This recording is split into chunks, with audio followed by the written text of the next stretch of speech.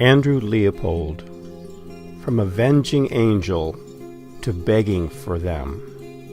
About a young man from Sharpsburg and Shepherdstown who war changed into an avenging angel of death, but who, at the foot of the gallows, found God. With Steve French, author of the Rebel Chronicles. Special thanks to Horace Mewborn, Jr. for permission to use his rare image of Andrew Leopold. Part 2. His blood up from battle, Leopold returns home around Shepherdstown in the fall of 1862. His avenging hand strikes 3 times.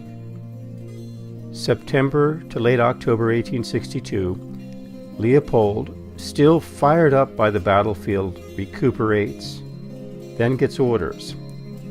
Confederate Cavalry General Jeb Stuart and his staff are resting at the Bower overlooking the Opequon Creek until late October 1862. Probably under the great oaks there, Stuart met and discussed plans with Andrew Leopold and fellow scout Redmond Burke. Leopold is ordered with Burke to stay behind along the Potomac River from Berryville to Shepherdstown as the main Confederate Army moves further south. His job is to find conscripts, carry mail between homes and soldiers, steal horses, and watch the movements of the Federal Army. Leopold takes the finding conscripts part too ruthlessly. Leopold, in carrying mail, could identify and find able-bodied men, including, in his mind, the worst of the worst, those who once enlisted in the Confederate Army, then deserted. Men like Jacob Hudson and Charles Entler. Chapterette 5. Leopold murders a man swimming for safety. In May of 1864, when Andrew Leopold was taken to Baltimore under guard to be transferred to Fort McHenry, a Baltimore Sun reporter noted he is a guerrilla chief and spy and murdered of the blackest dye. Now, whether all that was true or not remains to be seen.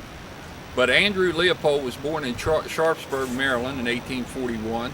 His father was Matthew Leopold and mother Polly Leopold. The boy grew up in the town. Later on he worked on farms, local farms along the C&O Canal.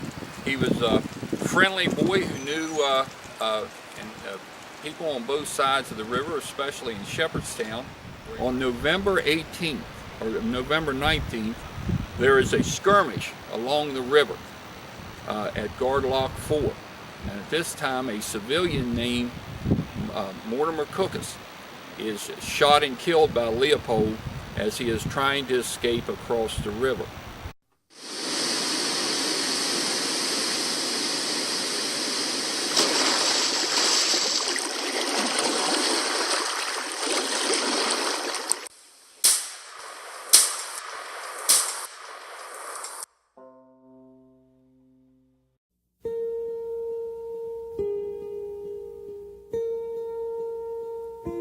Three men walking along the canal on the Maryland side at Dam Number 4 heard calls for help from a family on the Virginia side, all their possessions in a loaded scow.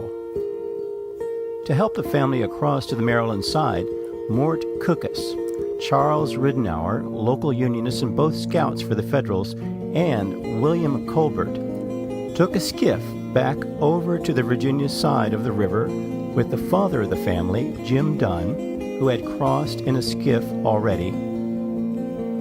Dunn was very briefly shot at an hour before by Redmond Burke, Andrew Leopold, Thomas Hipsley, and John O'Brien. Suddenly, Burke, Leopold, Hipsley, and O'Brien appeared again as Cookus and his friends were attempting to take the family across the river.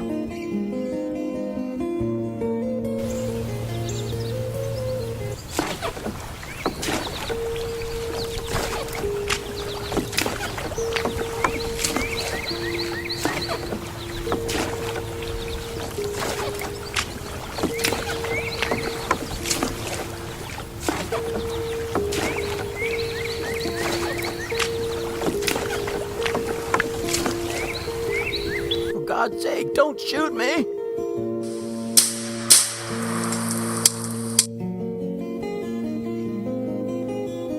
French writes, drawing from testimony at a subsequent trial, Leopold shouted to Ridenour, "Halt, you Yankee son of a bitch!"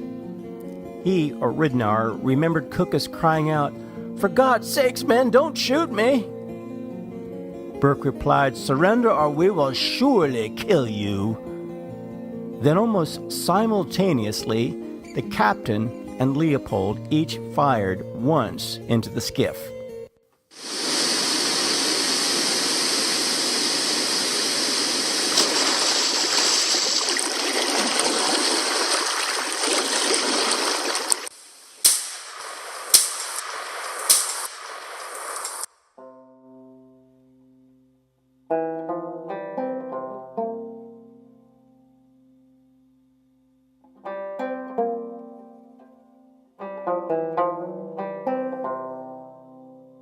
Cookus, now hit on the left side, jumped into the river. After Cookus jumped out, Ridenour later testified, he swam 12 or 15 feet and received 3 more shots. Every time the gun cracked, he dodged his head underwater. Captain Burke says, "Don't kill him." Leopold says, "I will kill the son of a bitch." And he did. Union General George Gordon wrote, "A brave and plucky fellow named Cookus plunged into the river and struck out vigorously for the Maryland shore. 2/3 of the way across, he was hit by a bullet and sank dead to the bottom of the river." Andrew Leopold is captured the night of November 24th, 1862, with most of the others at the home of Julia Burke in Shepherdstown. But they are held briefly and back at work by the following January 1863. Chapterette 6, Leopold's avenging hand strikes down Shepherdstown deserters. Friday, March 6, 1863. Leopold finds Jacob Hudson.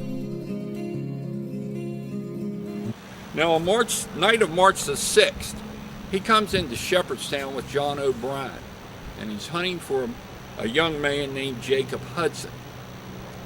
He finds Hudson caring for his uncle at his house in Shepherdstown, a sick uncle, and he knocks on the door with O'Brien. Evidently, he doesn't know Hudson, but Hudson has been talking about him around town. When Hudson opens the door, Leopold asked for Hudson. Is Hudson in the house? Hudson immediately becomes scared, and he runs towards the back door, and he is shot down. Now, George Bratner, who is a former Confederate soldier, he's seated right in that room. Bratner cannot tell whether Leopold or O'Brien shot the young man, but he sure identifies him later on, because Leopold met Bratner at the door and told him he had mail for him.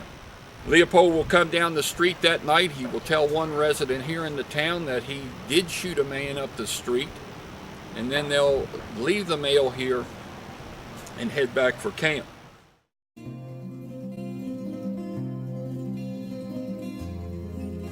Leopold's second prey, boatman Charles Entler.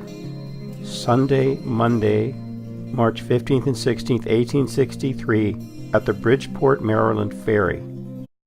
10 days later, on the night of March 15th and 16th, Leopold and a group of men go to Sharpsburg, Maryland. And in Sharpsburg that night, they steal 6 horses off from an oyster wagon parked outside of a local tavern. After midnight on the 16th, they return to try to get across the river. They go to Bridgeport, where the ferry is, directly behind me, and knock on the door. They say they have a dispatch that they want to take to Harper's Ferry to General Stevenson. The young man, Charles Entler, and his friend Samuel Jones, that are in the office that night, sleeping in the office, refuse to answer the door.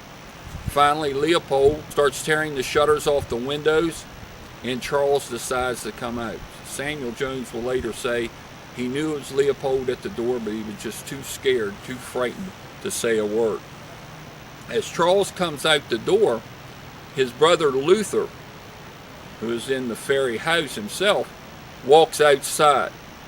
And as soon as he gets outside, he hears a man shout at his brother, "By God, I am Captain Leopold, and I've been looking for you for a long time." Immediately, the gunshot goes off. Luther turns, makes haste into his house to get his revolver. His brother Charles, 19 years old, runs off and dies in the road going up towards Ferry Hill.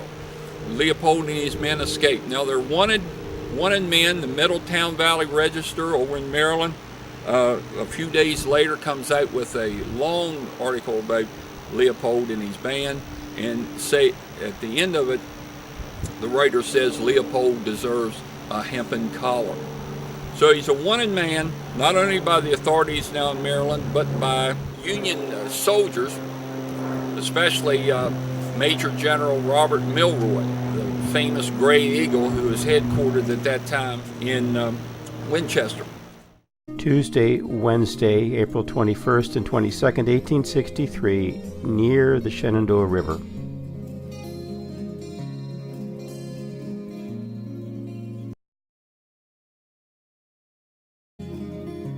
Chapterette 7. Captured Leopold tries to make a deal. In April, towards the end of April, around April 21st, Union forces are sent out of Berryville, and they go to Castleman's Ferry. And that night, they will capture Leopold and once again some of the Burkes, when they surround the house and they threaten to burn it down if the Confederates don't come out. They're taken to Winchester and put in the Clark County Jail. While in that jail, one of Milroy's citizen spies named Michael Graham from Woodstock, Virginia, talks to Leopold and finds out what he wants. Leopold wants to either join the Union Army or be allowed to get out of jail and go to Ohio. In return, he will tell Milroy who the scouts and spies are in the lower Shenandoah Valley. He will meet with Milroy, and Milroy will listen to all this, but Leopold plays his hand too fast and tells Milroy what he needs to know beforehand. So Milroy won't agree to giving him his freedom or allowing him to switch sides and join the Union Army. But he will pack him off to the prison at Fort McHenry.